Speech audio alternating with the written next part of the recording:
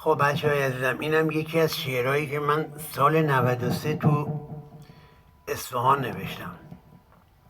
توی یک شهر بزرگ دختری و پسری عاشق هم دیگه بودن. برای ازدواجشون لباس عروسی هم دیده بودن. یه روز که از خیابون خواستن رد بشن، دختره دید ماشین داره پسره نامزدش رو زیر میکنه. پسره رو هل میده و دختره میره زیر ماشین. به بیمارستان میبرنش. بعد از عمله های مختلف چند سالی گذشت، دکتران ناامید شدن. آخه اون فلج شده، دیگه نمیتونه راه بره، رو پاش باشه. تا اینکه خبر رسید پسرک رفته. خیلی وقت بود خبری ازش نداشتم. پنجره رو خیابون را باز می‌ذاشتم. چشم راه تو بودم.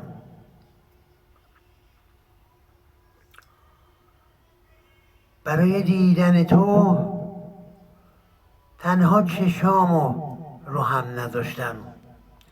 شبا وقت خواب عکس تو رو سینه هم میذاشتم. شنیدم لباس دامادی تنت کرده بودی، عروس تو مثل من بغل کرده بودی. لباس عروسی رو که قولشو به من دادی، تن اون کرده بودی. پس برای این بوده دیدنم نیومدی. یکی دیگه توی زندگیت بوده، چقدر زود دست تو رو کردی. حالمو بد دیده بودی، راه تو کج کردی. فهمیدی که من دیگه خوب نمیشم، همیشه باید بشینم، دیگه من پا نمیشم. رفتی و منو فراموش کردی، شعله عشقمو خاموش کردی. آخه من بد کردم، با خودم لج کردم.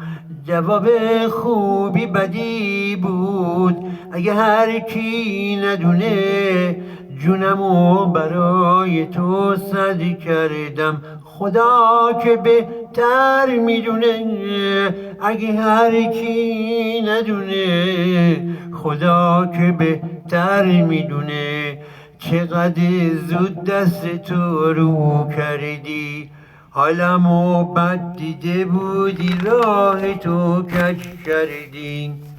حالا احساسی که من به تو دارم، نفسای گرم تو من به خاطر میارم.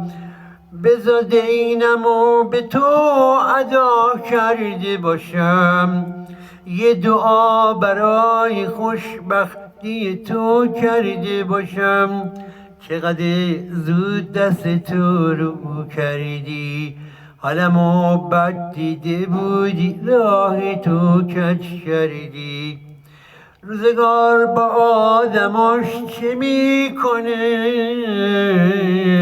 بعضی ها رو مثل کوه میکنه.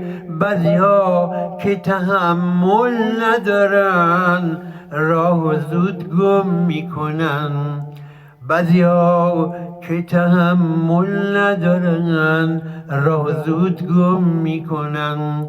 چقدر زود دست تو رو کردی، حالمو بد دیده بودی، راه تو کج کردی.